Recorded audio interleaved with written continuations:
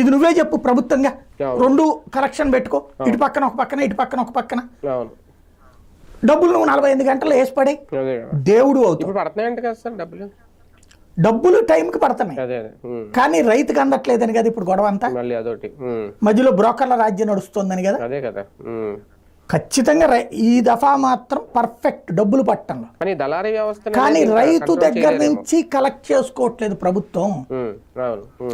ప్రభుత్వం నేనేమంటానంటే ఫస్ట్ నువ్వు అసలు రైతు దగ్గర కళ్ళెం దగ్గరే తీసుకుపో.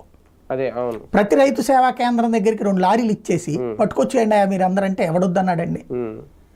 లేదు పోని వాళ్ళనే నువ్వు తెమ్మన్నావు. రైతు సేవా కేంద్రం దగ్గర ఒక సెంటర్ చెప్పేసి అక్కడికి తెచ్చి ఇచ్చేయమని చెప్పు. దానికి అయ్యే ఖర్చు ఎట్లాగో ఇంతవరకు జగన్ టైంలో 30 ఇచ్చేవాళ్ళంటే ఇప్పుడు 50 ఇస్తున్నారట. ఏది గోతానికి కానీ ప్లస్ దాన్ని ఏమంటారు ట్రాన్స్పోర్టేషన్ కాస్ట్ కానీ. ఒక రైతుకు 40-50 బస్తాలు ఉంటాయి కదా ఒక ఎకరం అంటే. అట్లాగా ఓ 10 మంది రైతులు కలిసేసి 10-50 బస్తాలు వేసుకెళ్తున్నారట. 500 కలిపేసి ఓ ట్రాక్టర్లు వేసుకుపోతున్నారు. తలకు 1500-200 రూపాయలు 2000 పడుతుందట కొన్ని ఏరియాలు. సమన్వయం ఉన్న చోట, సమన్వయం లేని చోట పరిస్థితి ఏంటి?